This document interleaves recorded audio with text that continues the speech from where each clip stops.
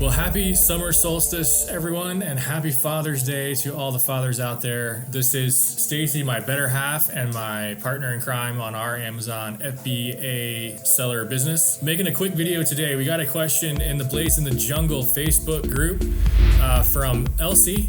What's up, Elsie?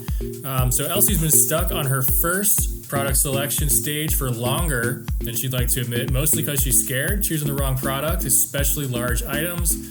Could have some storage fees involved. Most of the products that meet her criteria, she's also gated for. She is ready to start and rip the Band-Aid off, willing to make some mistakes as long as they're not humongous and overly expensive. Any tips, suggestions for a new FBA starter around first product selection?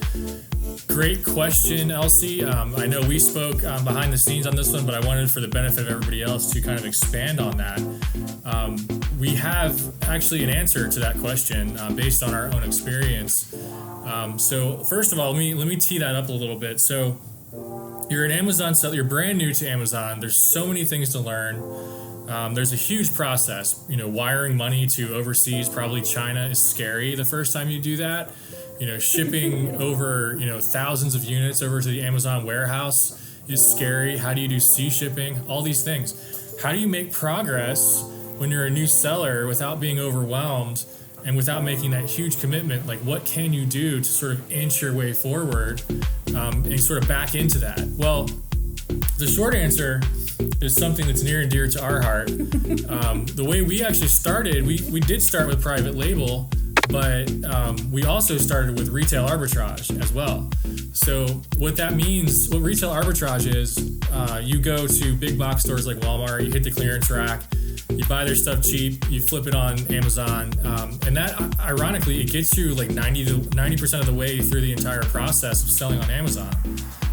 The major difference between that and private label is, instead of going to Walmart now, you're going overseas, probably to China, and you have all those complications to deal with. But at least you can get everything else squared away through that process, such as like adding a listing, creating a shipping plan, learning packaging, because packaging, I have learned, this is what I do, sending into Amazon for what they require, what they want, what they accept, all of those things, because you have to have the right packaging, you have to have the right, I say stickers because that's what I call it all now, but you have to have the right labels for everything. So it's a lot of stickers and a lot of packaging, and it has to be done right. But with retail arbitrage, what you learn, if you watch the videos, is how to do everything and how they expect it and what they want it to be like and how to pack your boxes.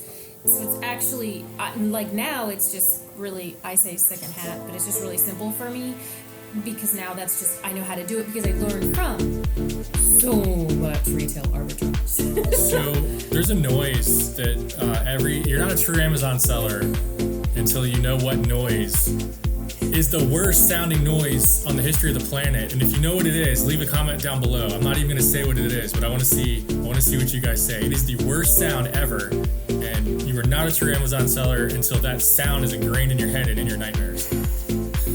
If you're in shipping, you know the sound. If you're in shipping, if you mail things, if you package things, you know the sound. And it's no lie, before I do that particular process, I tell everyone in the house I'm getting ready to do it, so everyone knows, because the sound is so awful. Right. So how did we actually start? So I think we actually started with, I went and grabbed every book in this house, every piece of furniture, anything that wasn't bolted down or part of the actual house, I was trying to sell on Amazon.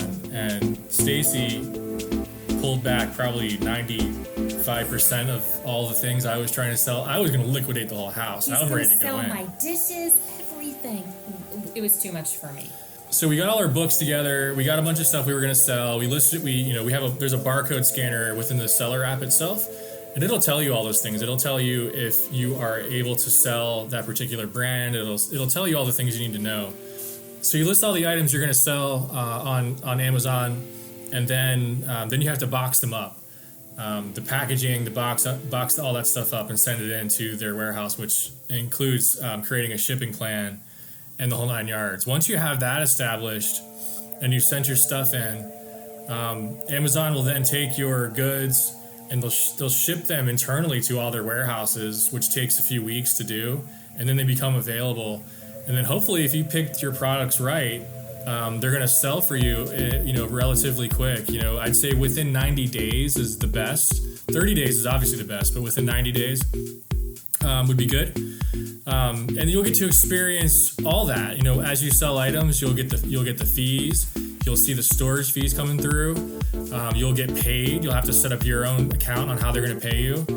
And you'll go through that whole motion. So if I was you and I'm just starting out, I would go ahead and find anything in your house that you can sell. Go to Walmart, hit a clearance rack. Don't worry about making profit yet. This is just if you can, good. That's great. But this is more of a learning experience, just so you can kind of go through the motions of really 90% of what you're going to do in private label. Low risk. It's really not a big deal. You're going to learn a ton this way, and you don't have to make this giant commitment of money or pulling the trigger to go all the way overseas to do all that stuff. So that's probably the easiest way to start, in my opinion. Picking a product and ordering it and then waiting for it to arrive. And if you get a sample and then waiting for the rest to go to Amazon, there's so much involved. But if you do RA first, you get a whole really solid sense of how the whole process works. And then when you do go overseas, there's a few other things that you have to add in when you do order from overseas. But once you've done the beginnings of RA and you've done the packaging and you've sent things in, then it just gives you such a better sense of self-confidence and okay, we've been there, done that, and I know if I mess up, Amazon's going to tell me, and boy, they tell you fast. But it's such a very helpful way with RA just to learn simple ropes. Yeah, so here's you have a homework assignment now. So we're not going to get into all the details of how retail arbitrage works in this video. So if you choose to go that route, and let me also clarify, there is more than one way to skin a cat, right?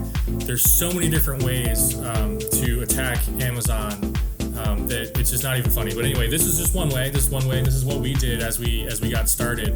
But your homework assignment is to go out there, hit YouTube hard if you're going to go down this path, and learn as much as you can about retail arbitrage before you actually go out and do it. I'm happy to answer any questions you guys have as a follow-up to this conversation here. But yeah, so that's what I would recommend that you do, just because that's what we did and it worked for us. So it might work for you. So Elsie, thanks for the question. I hope that helped. Definitely let me know if there's anything else that we can help you guys with. And join the Blaze in the Jungle Facebook group. Link is down in the description. If you've not subscribed to our channel, we would love it if you subscribe to our channel so you can get all the content. Give us a like if you thought we did a good job explaining this today. And we will see you next time.